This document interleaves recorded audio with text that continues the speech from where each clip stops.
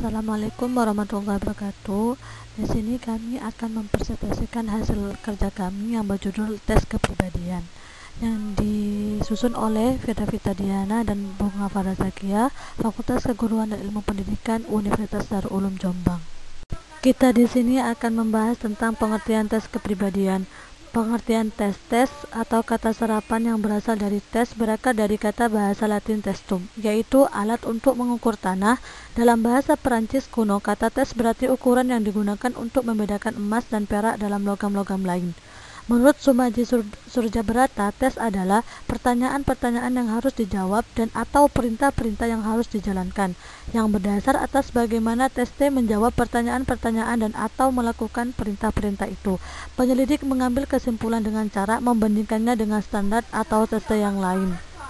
Selanjutnya, pengertian kepribadian. Kepribadian merupakan suatu susunan sistem psikofisik atau psikis dan fisik yang berpadu dan saling berinteraksi dalam mengarahkan tingkah laku yang kompleks dan dinamis dalam diri seorang individu, yang menentukan penyesuaian diri individu tersebut terhadap lingkungannya, sehingga akan tampak dalam tingkah lakunya yang unik dan berbeda dengan orang lain. Dan selanjutnya, pengertian tes kepribadian. Apa sih tes kepribadian? Tes kepribadian merupakan tes berupa kuesioner atau instrumen standar lainnya yang didesain untuk mengungkapkan sifat-sifat, aspek-aspek karakter maupun ciri-ciri kepribadian seseorang. Tes kepribadian bukan tes untuk menjawab pertanyaan mana yang benar dan mana yang salah. Jawaban tes peserta digunakan sebagai analisis untuk menghasilkan respon yang kunon merupakan kepribadian dari peserta. Sejarah tes kepribadian. Asal muasal tes kepribadian dimulai sekitar abad ke-18 dan ke-19. Pada waktu itu, kepribadian dinilai melalui frenologi atau ilmu yang mempelajari hubungan tengkorak dengan karakter manusia. Pengukuran tengkorak manusia dan fisionomi atau ilmu membaca karakter seseorang melalui wajah.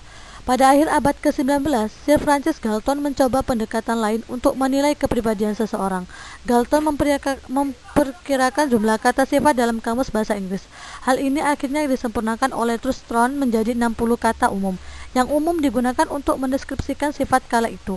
Melalui analisis faktor tanggapan dari 1.300 peserta, Truston akhirnya berhasil mengurangi 60 kata sifat tersebut menjadi 5 faktor umum.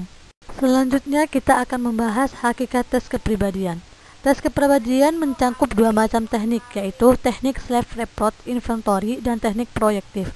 Self-report inventory bersifat melaporkan keadaan diri sendiri mengenai kehidupan sensitif seseorang. Teknik ini disebut berasumsi bahwa individualah orang yang paling tahu tentang dirinya sendiri, dan individu itu mempunyai kesadaran dan kemampuan untuk menyatakan keadaan dan penghayatannya menurut apa adanya. Berbeda dengan teknik inventory yang bersifat terstruktur, maka teknik proyektif bersifat tidak terstruktur, sehingga memungkinkan variasi respon dan seolah-olah membiarkan kehidupan hayal individu bergerak sebebas mungkin. Salah satu ciri khas teknik proyektif adalah bahwa struktur tes diberikan secara singkat dan seumum mungkin, sehingga tes menafsirkan sesuai keinginan-keinginannya dalam member struktur pada situasi yang diamatinya. Jenis tes kepribadian yang biasa digunakan. Terdapat berbagai macam jenis tes kepribadian, namun yang umum digunakan yaitu: pertama, tes MBTI atau Myers-Briggs Indicator. MBTI dikembangkan oleh Catherine Cook Briggs dan putrinya yang bernama Isabel Briggs berdasarkan teori kepribadian dari Carl Gustav Jung. MBTI bersandar pada 4 dimensi utama yang saling berlawanan.